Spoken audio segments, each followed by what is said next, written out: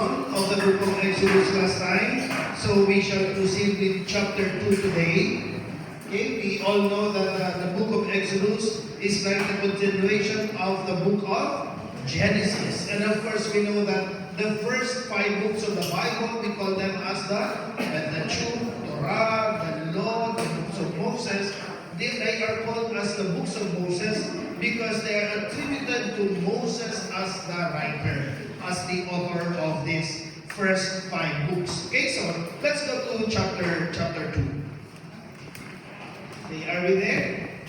Now, a certain man of the house of Levi married a Levite woman. Okay, so from the house of Levi, married also a Levite woman who conceived and bore a son. Seeing that he was a goodly child, she hid him for 3 months. So remember, we're talking of a Levite man and a Levite woman. And of course, we all know that this child is actually Moses, right? This is actually Moses. Now, there are different words that are used to describe Moses. Okay? Goodly, beautiful, good, all those things. But the thing is, we can tell that the parents of Moses can already see that God seems to have a plan for Moses. Okay? Now, can we jump to chapter 6? So we can situate first of all our story. I hope it's okay. I hope you are not distracted by that barking of my dog. Sorry. I am distracted myself. Okay. Now, if you go to chapter 6, we will see actually the family of Moses. So we can situate him there. See verse 14. Chapter 6, verse 14. Are you there? Okay. Let's read that. Okay. These are the heads of the ancestral houses, the sons of Reuben. Go, and this will be like the sons of Jacob. Now, remember that we are talking of a Levite. And who is Levite again? Who is Levite? Who is Levite? The third son of Jacob. The Levites will be the priestly tribe. Okay? So Levite is the third son of Jacob. Now this man and woman came from the tribe of Levi. Okay? They are from the Levites. Okay? Now here it says, go to verse 16. Are you there? The names of the sons of Levi. Okay? We jump to the third son. That is Levi. The names of the sons of Levi in their genealogical order are Gershon, Kohath, and Merari. Okay, let us put that here. Okay, so let's have Jacob first. So Jacob is the father, right? Remember that Jacob will have 12 sons and 1 daughter. Okay? The third son, okay, so you have 1, 2. The third son is Levi. You follow? Now Levi, sorry, I should have made a slide here, but I feel like you're getting spoiled. No, just kidding. I just thought of presenting it before just coming here. Okay, so he had 3 sons by the name of Gershon. Who's the second? Kohath. And the third? Okay, not Ferrari. Okay, Merari. Okay, now here, jump to, okay, where's that? So Levi lived 137 years. The sons of Gershon as head of clans were Libni, okay, and Shimei, the sons of Kohath here. We are with Kohath, the second son of Levi. We're there. Okay, you follow? The sons of Kohath are Amram. Okay. Amram. Who's the second? Okay, some would spell it with C. Here is Car. Okay, some versions with Ishar. How is my Bible saying it? Where is that?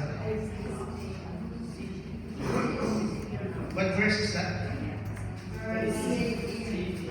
18. 18. Okay. Ijar, Hebron, and Oziel. Okay. And how is it spelled? Can you spell for me? Uzziel. Am I correct? Okay. And then Amram is married with his aunt Jochebed.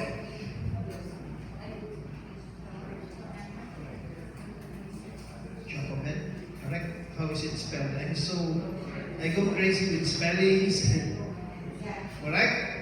Okay. And Amram married Jochebed. Amram and Jochebed are the parents of Moses. You got it? Are you able to situate yourself in the story? Okay, so that when we read this life of Moses, we already have in the frame in our mind who is Moses. So hopefully next class, I have not prepared a slide. I'll put it there also, but for our purposes tonight, at least we already know. Okay, so Jacob, 12 sons of Jacob. The third son is Levi. Levi will become the priestly tribe. From the tribe of Levi, it says that there's a woman and a man. Okay, so from his tribe, Levi will have 3 sons, Gershon, Kohath, Merari.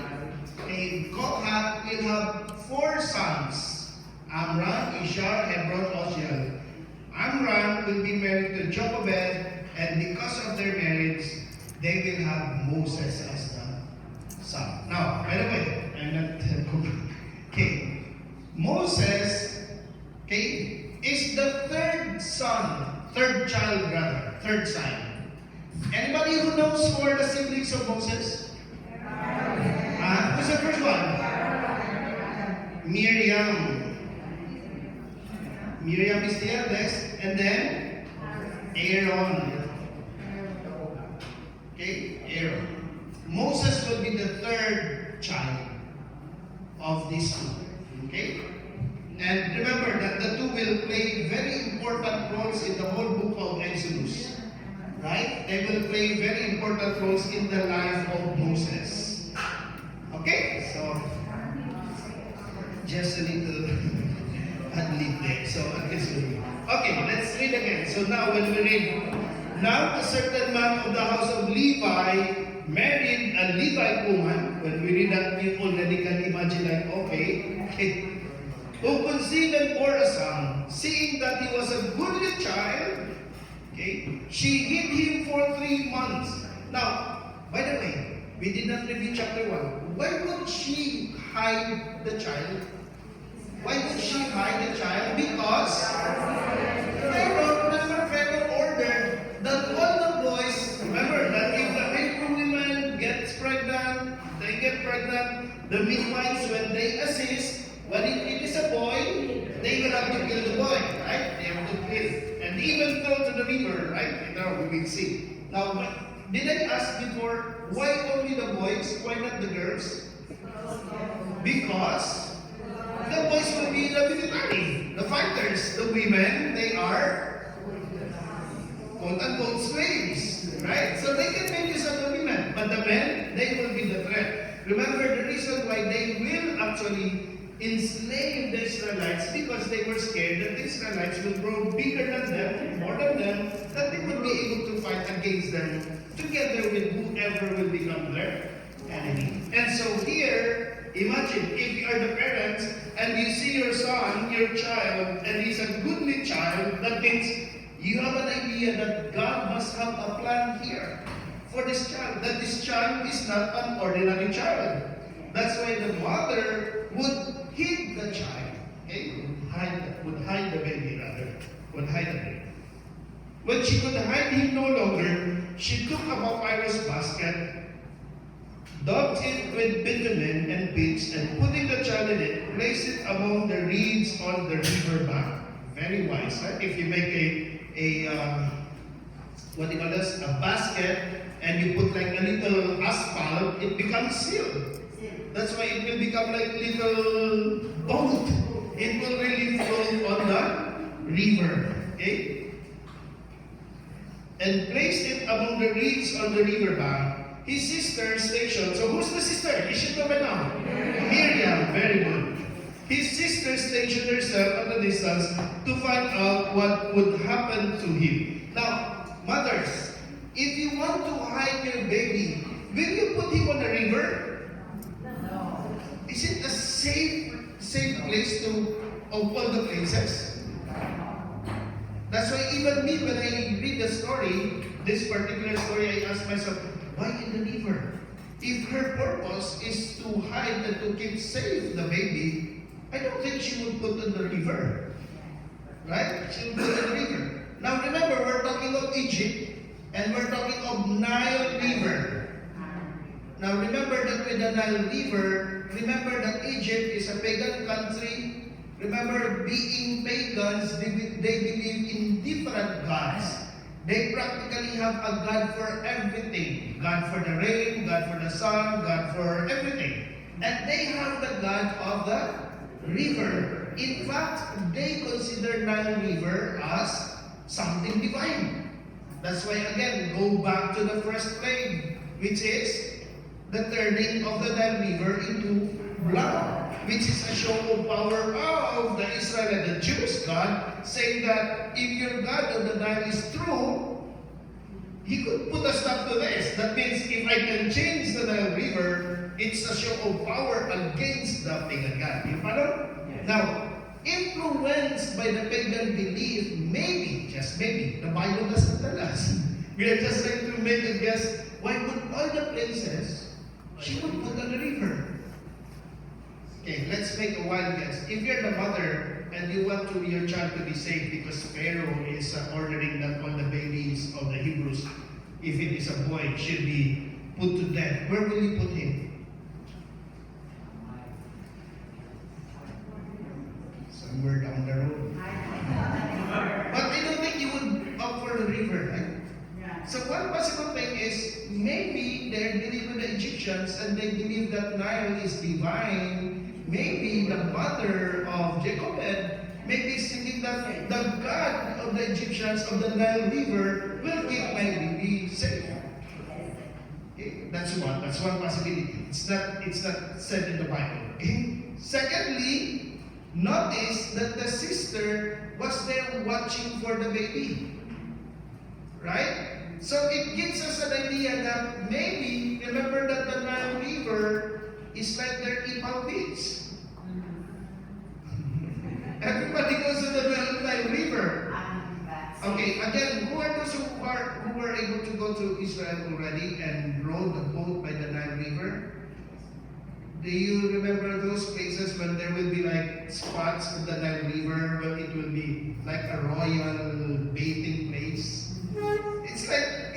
If you can imagine that a long river, the rich people will have portions, they would own a part of the river. The Pharaoh cannot just own. That's why if you go to Egypt, you go to the Nile River, you will notice that there are still areas there, traces of the places where the Pharaoh could have lived. And so, it is possible that the mother of Moses knows where the royal family bathes.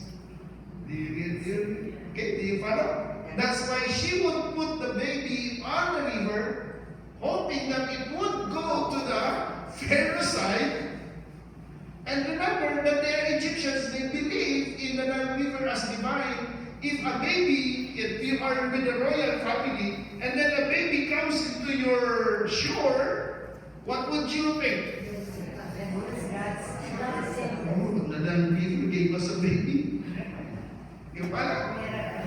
That must be one of the reasons why. So, but again, it's not very clear in the Bible. What's clear in the Bible is the parents of Moses knew that this baby is not an ordinary baby. Okay?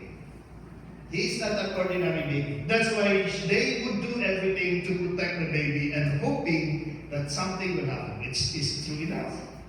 Okay. Pharaoh Pharaoh's daughter, his sister, stationed herself at a distance to find out what would happen to him. Pharaoh's daughter came down to the river to bathe. Sorry, rewind a little. Think of the sister also, just to convince you. Think of the sister also. Will you want to watch your brother die? No, right? Remember the story of, remember Hagar? When Ishmael, when they were leaving, remember? Because Sarah is making their life difficult. Remember, she would escape. And when they don't have water anymore in the desert, remember? She was bringing Ishmael, still a baby. And when Ishmael is about to die, remember? She put him under a bush. And then she went far from the baby because she cannot afford to see the baby die. That's why here it's surprising that the sister is watching. What do you think? Because they really are hoping it would go there. Okay? Pharaoh's daughter came down to the river to bathe, while her maids walked along the river bank. Noticing the basket among the reeds, she sent her handmaid to fetch it. On opening it, she looked, and lo, there was a baby boy crying. She was moved with pity for him and said, "It is one of the Hebrews' children." Then his sister asked Pharaoh's daughter, that's Miriam, "Shall I go and call one of the Hebrew women to nurse the child for you?" "Yes, do so," she answered. So the maiden went and called the child's own mother. Can you imagine how blessed she is? Like, you wanted to protect your child, you're able to save it, and you aren't even able to take care of it, of your own baby. What a blessing, right?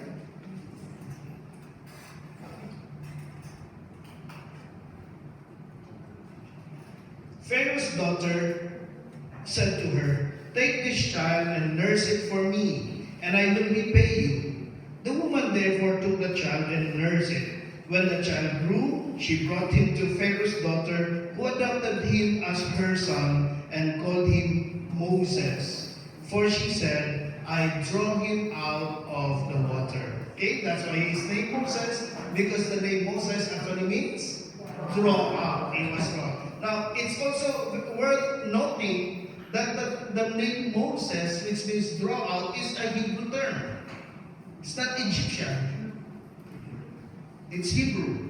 Now, why is that worth noting? Because we're talking of the Pharaoh's daughter. That means this daughter of the Pharaoh truly recognizes that this baby is a Hebrew. She's well aware of it. But for some reasons, she would take care of it because precisely it's the Nile River that brought it to her. Okay? She must be thinking, it must be God of the Nile River that brought this baby for me. It must be the will of God. On one occasion, after Moses had grown up, can you imagine how long, did we address in how many verses? All of a sudden, from baby to being grown up. Now, historians will tell us that Moses by this time must have been 40 years old. So imagine in just one chapter, we're talking of the life of Moses from 3 months to 14 years old. Actually, from being a baby. On one occasion, after Moses had grown up, when he visited his kinsmen and witnessed their forced labor, remember, life is becoming difficult for the Hebrews, he saw an Egyptian striking a Hebrew, one of his own kinsmen. You think Moses knows that he's a Hebrew? Yes. Definitely. By his name, he could tell, why am I named like a Hebrew term? Right? And for sure, the mother must be saying, "I found you in the river," the daughter of Pharaoh, the mother. Looking about and seeing no one, he slew the Egyptian and hid him in the sand. Okay? Now here, you can have the kind of person of Moses. He knows that he's a Hebrew, and he can see that the Hebrew was being, maltreated by the Egyptian. He could not help but, of course, protect the Hebrew. Now, my dear friends, fast forward, because a lot of people are questioning why Moses, of all the people, would the one chosen by God to take the Israelites out of Egypt. There's the answer.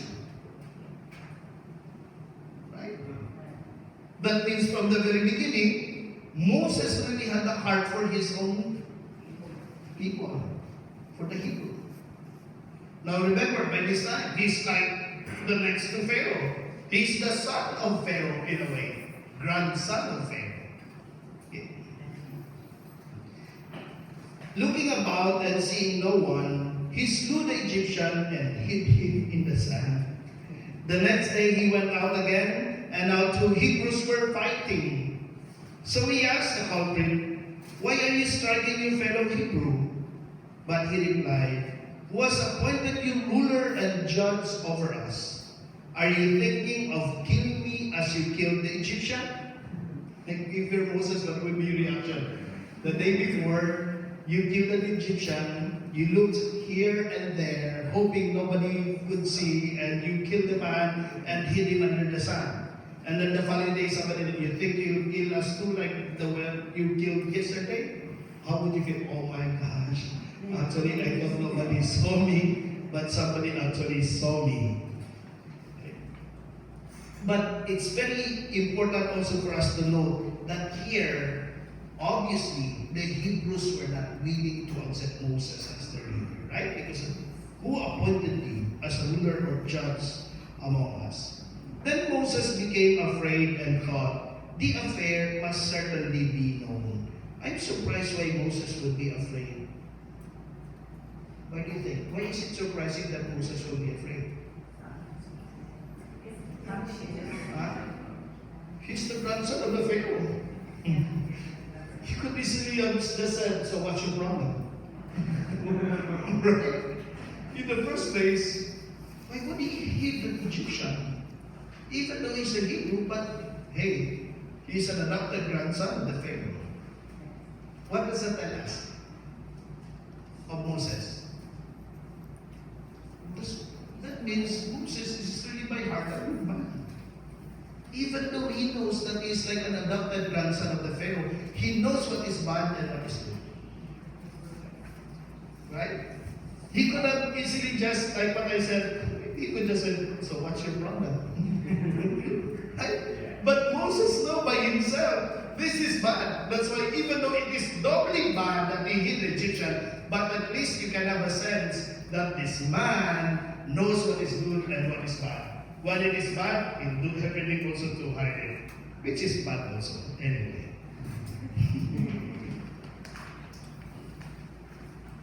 Pharaoh too heard of the affair and sought to put him to death.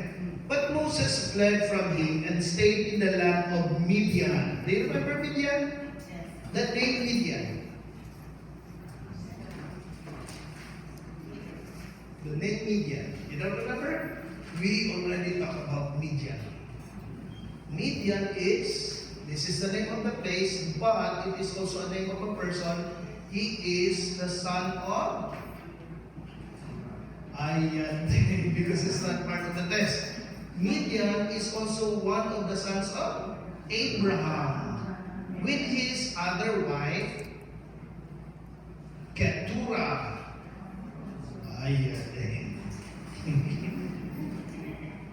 As he was seated there by a well, 7 daughters of a priest of Midian came to draw water and filled the troughs to water their father's flock.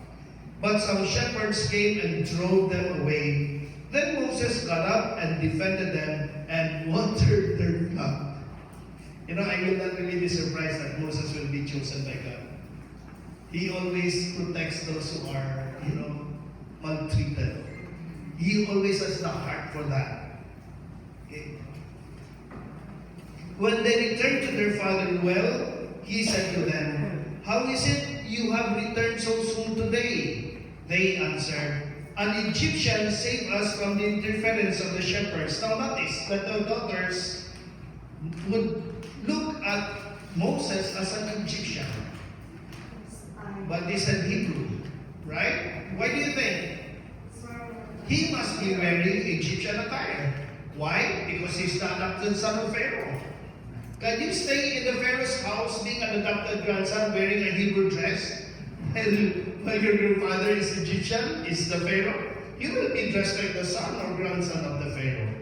That's why the daughters, the women, thought he is an Egyptian.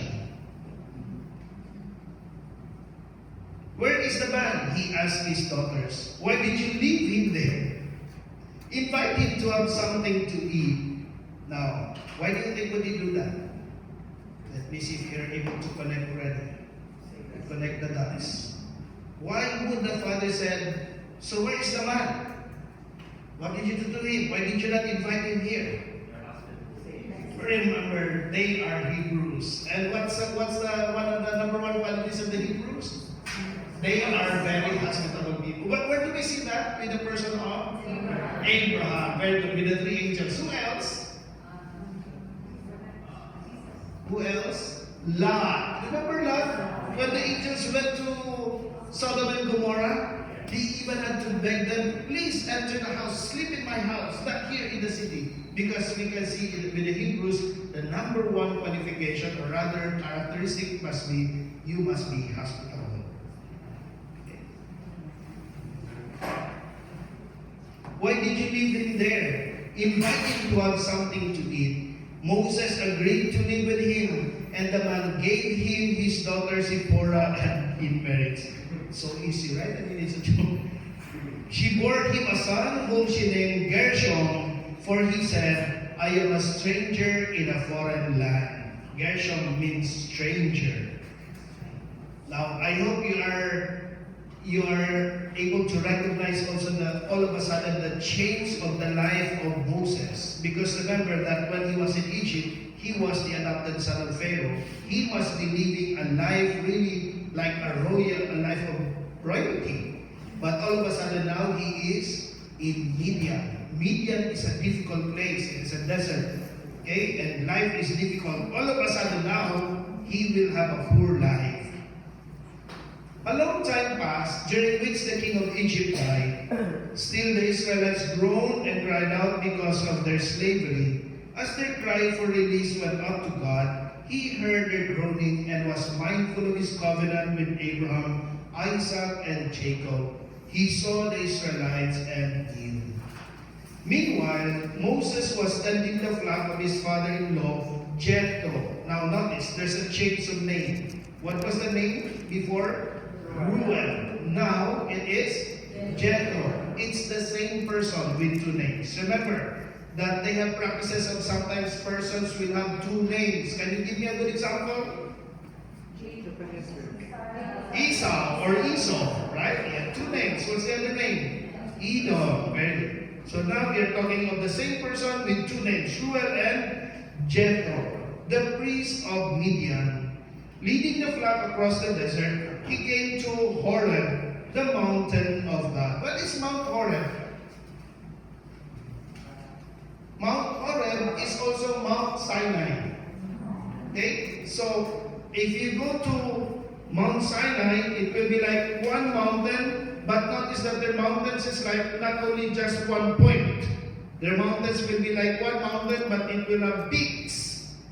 So depending on which side of Mount Sinai are you, if you are on this side, that peak is Horeb. The other peak is Sinai. But they're talking of the same mountain. Okay? For example, you have the mountain. Try to Google the picture of Mount Sinai when you get home. Notice that Mount Sinai will have peaks, but it's just one mountain. You follow? So one will be Sinai, one will be Horeb, but the whole mountain generally is called as Mount Sinai. You follow? It's only one portion of Mount Sinai which is considered to be Mount Horeb.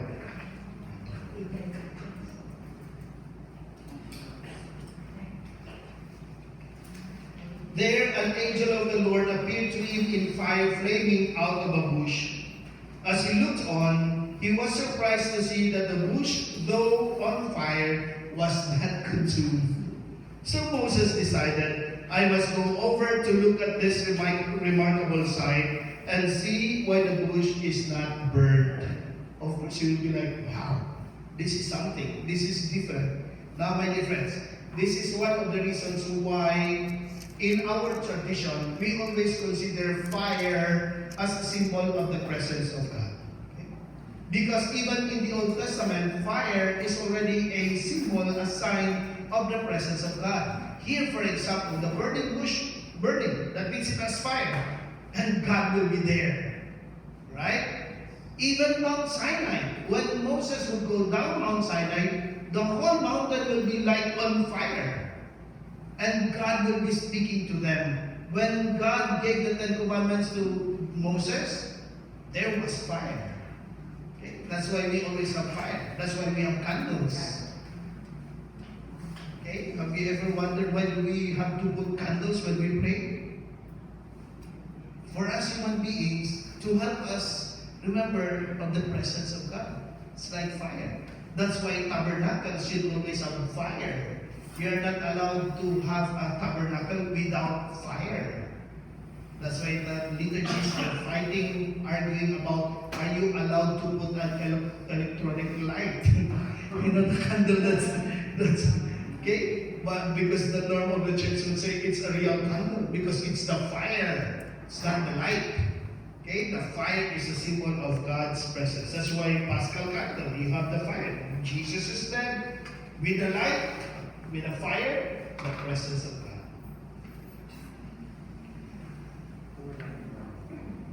When the Lord saw him coming over to look at it more closely, God called out to him from the bush, "Moses, Moses," he answered, "Here I am." God said, "Come no nearer. Remove the sandals from your feet, for the place where you stand is holy ground." You know, for the Hebrews, removing the sandals is always a sign of respect. Okay? It's always a sign of respect. That's why before, I remember there's a practice for adoration chapels. When you enter adoration chapels, you have to remove your sandals. Unfortunately, more and more sandals are missing. But I remember back in the Philippines, it's like a rule. Like when you enter, if you go to the Philippines, you see Blessed Sacrament chapels, you will see shoe racks outside. Because it's the practice that you have to leave because it's a sign of respect, right? Even here, there is, because removing the sandals is a sign of respect, veneration to the owner of the place. Like when you go to a house when it's very near, you don't just bring your shoes with a mat, especially in rain, right? You have to wait for the owner of the house to say, "No, it's okay." But for you to just, on your own, just go inside the house with your muddy shoes is a sign of disrespect. Right? You have to wait for the owner. And so, entering the presence of God, removing the sandals is a sign of respect, okay, to God. "Remove the sandals from your feet, for the place where you stand is holy ground. I am the God of your father," he continued, "the God of Abraham, the God of Isaac, the God of Jacob." Now, notice the line of Moses. So literally, he's really like the God of your forefathers. Moses hid his face, for he was afraid to look at God. Why do you think is he afraid to look at the face of God? It's practiced in the Old Testament. Nobody is worthy before God. In fact, later on we will see anybody who gets near God dies. Okay. But the Lord said, "I have witnessed the affliction of my people in Egypt, and I've heard their cry of complaint against their slave drivers, so I know well what they are suffering." Okay. Can you imagine what's going on in the mind of God if it is okay to say it that way? If you're God, what do you think are you thinking when telling Moses? "I have heard the cry of the Hebrews in Egypt. They are slaves there. The taskmasters, the slave drivers are making their life very difficult." Okay? There's a line missing there, if I'm God. It's like saying, "And I know you always take care of them." So Moses, go back. They need you there. That's why I kept telling you that for me, from my point of view, there's really no doubt that Moses will be the one chosen by God. Why? Because in the life of Moses, even though he's already Egyptian, quote unquote Egyptian, because since he was a baby, beginning at the age of 3 months, he was in the care of the Hebrew, but considered to be adopted by the Egyptian, the daughter of the Pharaoh. That's why even though he's Egyptian, he has the heart for the Hebrews, would protect the Hebrews. And who else would get Jews? That Moses. I have witnessed the affliction of my people in Egypt, and have heard their cry of complaint against their slave drivers. So I know well what they are suffering. Therefore, I have come down to rescue them from the hands of the Egyptians, and lead them out of the land into a good and spacious land, a land flowing with milk and honey. And what is that land? The land of Canaan. Very good. And lost again. Okay. Milk and honey. The country of the Canaanites, Hittites, Amorites, Perizzites, Hivites, and Jebusites.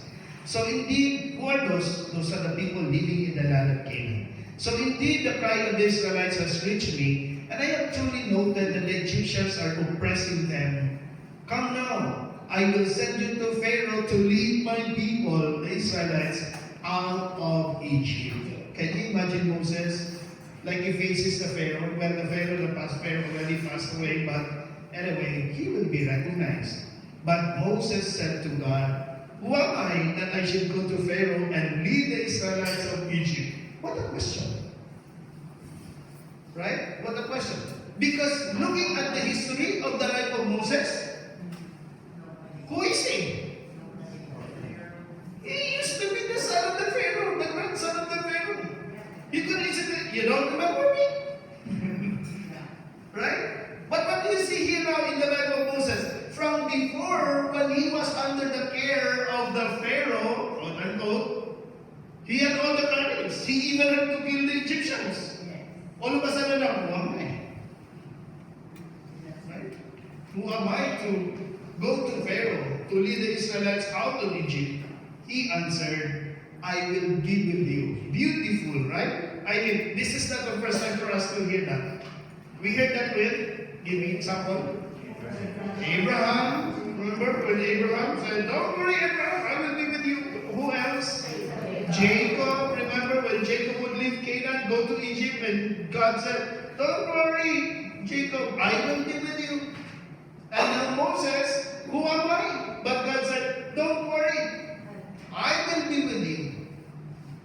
Okay? Which is a very good reminder for all of us. I believe that all of us who attend the Bible class are in some way or the other serve in the church, right? My dear friends, what makes us worthy and capable of doing our ministry is not because we are very good, but because God is with us. Don't ever forget that.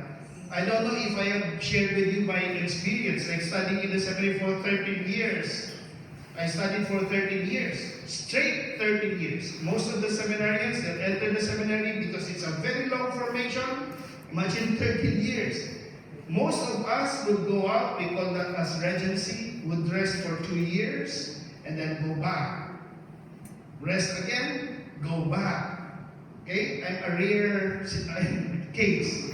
I went straight 13 years, no rest. My formators are even there, you want to rest on your classmates? You already are like 2 years. That's why I was ordained ahead of everyone. Okay? Because I never stopped for 13 years straight. And then at the month before my ordination, I told my spiritual director, Father, I don't think I'm ready for ordination.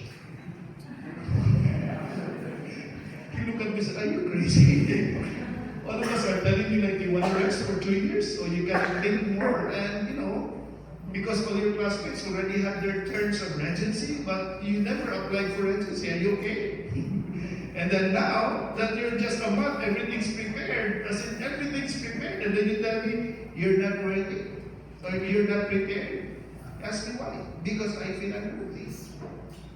All of a sudden, when you're already getting married, I don't know if that's the feeling, I never experienced it, but those who get married. Is it the same feeling? Like you propose and then when it's near, am I sure? they get the same thing. I mean, when I was still a seminary, I want to become a priest.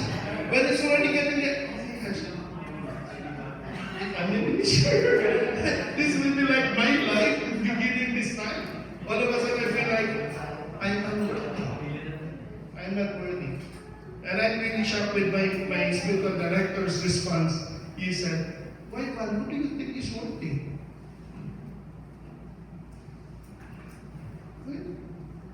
My dear friends, all of us priests are sinners.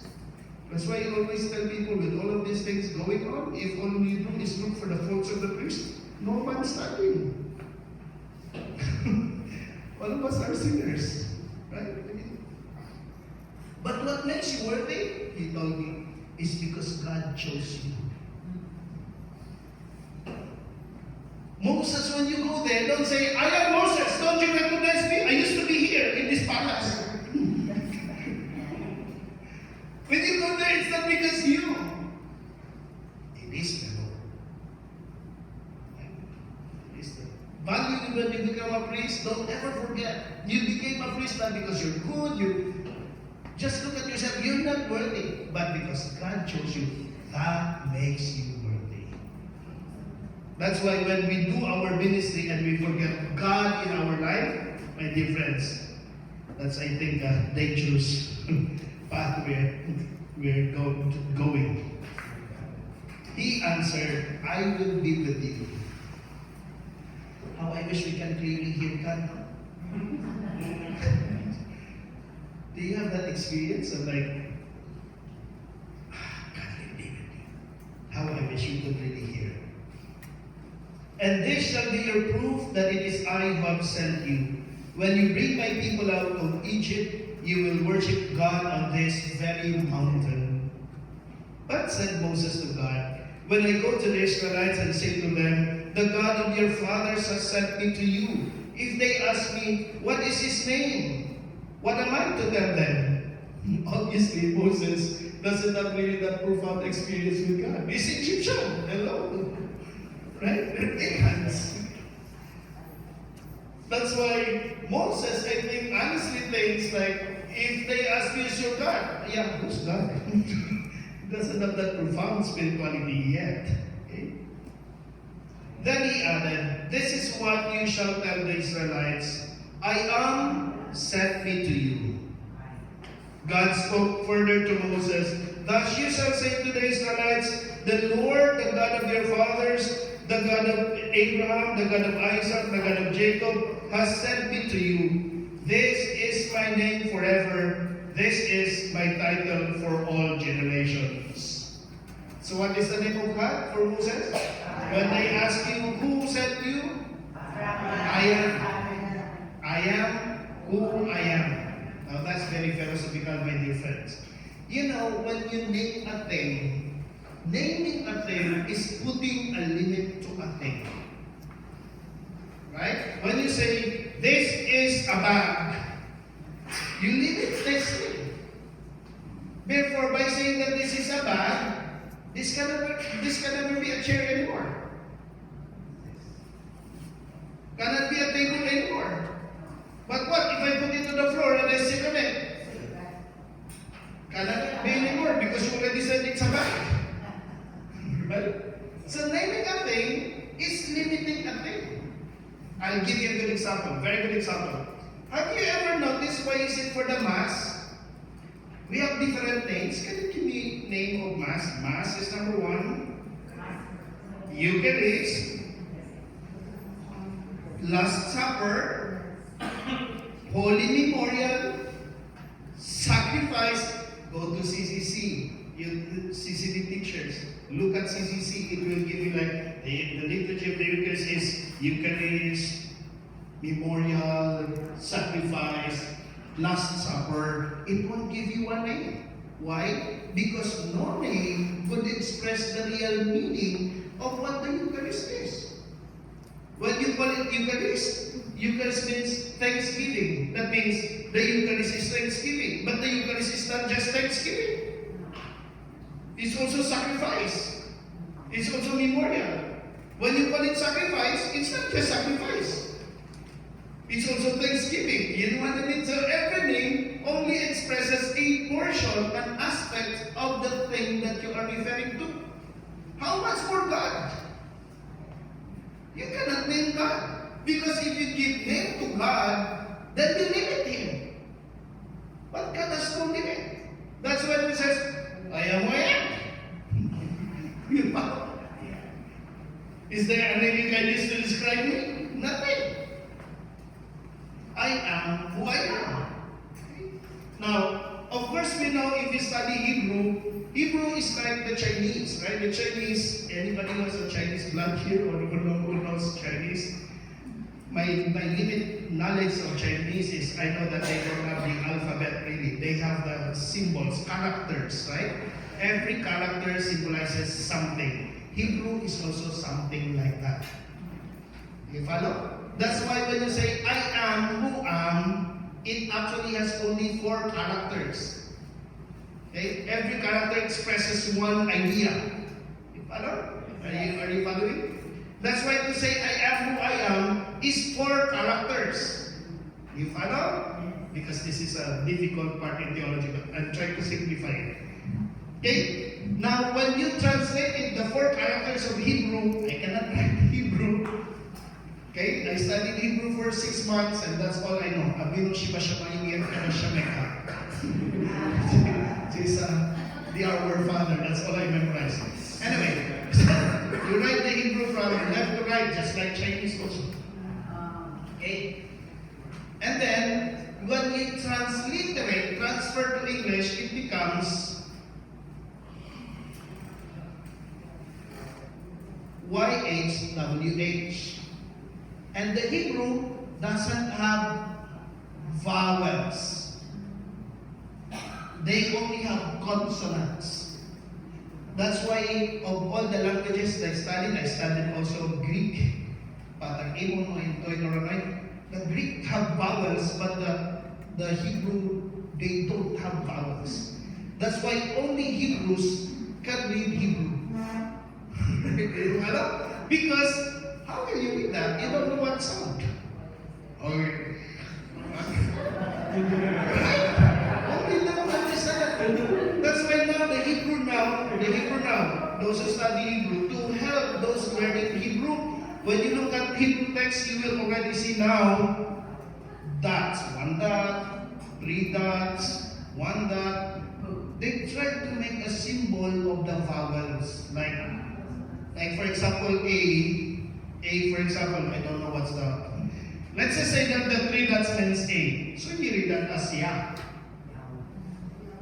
Okay? By the symbol. If for example, the symbol of E is 1 dot, so yeah. So by the symbols of dots, you will know what to supply as a vowel. Do you follow? That's why it's like that. Okay? And that is the beginning of what we call as Yahweh. Okay? Later on, it will be read by some to be Yahweh. So Yahweh comes from I am one. Do you follow? I am you are. But the Hebrews, even though they write the characters, they don't read. They don't read it. Why? Because even to mention the name of God is a disrespect. Nobody is worthy to even pronounce the name of God. That's why when they have the Yahweh, they next put Adonai. Because Adonai means Lord. So it's like saying Yahweh, who is Lord, pero they don't pronounce this, they just say Adonai. That's why for the El Shaddai, right? They use the word Adonai. Adonai means Lord. Okay? And because Adonai is always with Yahweh, with the word Yahweh, we pronounce it now Yahweh. We are the only ones pronouncing it Yahweh. They supply the vowels of Adonai to put them together. That's why for others, it becomes Yahovah. You follow? That's why we have the Jehovah's Witnesses. When it was transliterated into Latin, it becomes Jehovah. Because Latin doesn't use Y. Y is J. Just like Chamorro, Y is J. Jigo. For the Filipinos, Yigo. De los Reyes. For the Chamorros, de los Reyes. Right? Do you follow? So, when they translated to Latin, Y became J, and W even, okay, is V. Jehovah is pronounced as V. Like, for example, Germans pronounce the W as V, right? And the V they pronounce as F. That's why Volkswagen, not Volkswagen. Yes. Volkswagen is a German brand. Volk, common people. Wagen, car of the common people. That's why Volkswagen is the most common car in Germany. But that became luxurious enough at the end. Started to be the common car, becomes the expensive car. Volkswagen. Okay, so from Yahweh, I am who I am, represented by these symbols, YHWH as a transliteration. We pronounce that as Yahweh, Yahweh Adonai. Later on, when it be translated to Latin, it becomes Jehovah. That's where we are. We have all the confusion. But we're referring to the same I am who I am. Okay, so when you hear Yahweh, Jehovah, Elohim will be another expression of it. They come, all of those names come from I am who I am. That's the origin. I hope I make sense. Any questions so far?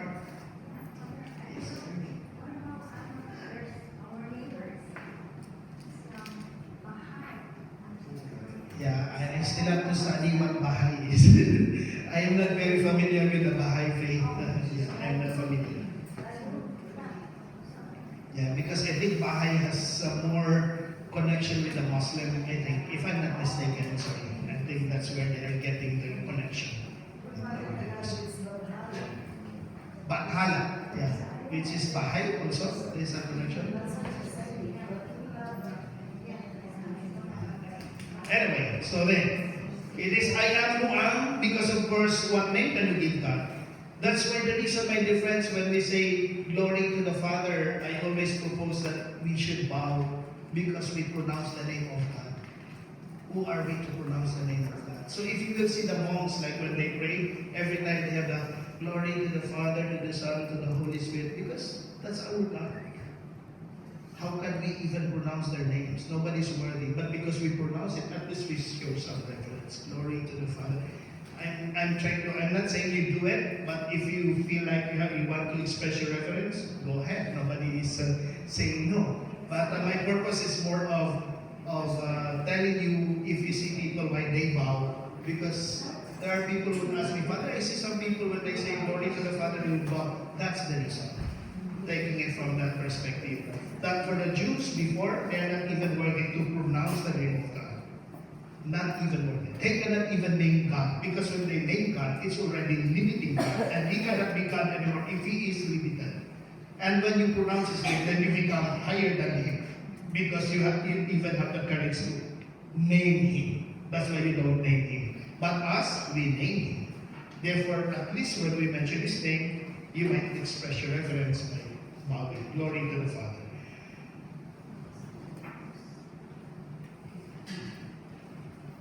What verse? But Moses said to God, when I go to the Israelites and say to them, the God of your fathers has sent me to you, if they ask me, what is his name? What am I to tell them? God replied, I am who I am. Then he added, this is what you shall tell. Okay, let's go 16. Go and assemble the elders of the Israelites and tell them, the Lord, the God of your fathers, the God of Abraham, Isaac and Jacob has appeared to me and said, I am concerned about you and about the way you are being treated in Egypt. So I have decided to lead you up out of the misery of Egypt into the land of the Canaanites, Hittites, Amorites, Perizzites, Hivites, Jebusites, a land flowing with milk and honey.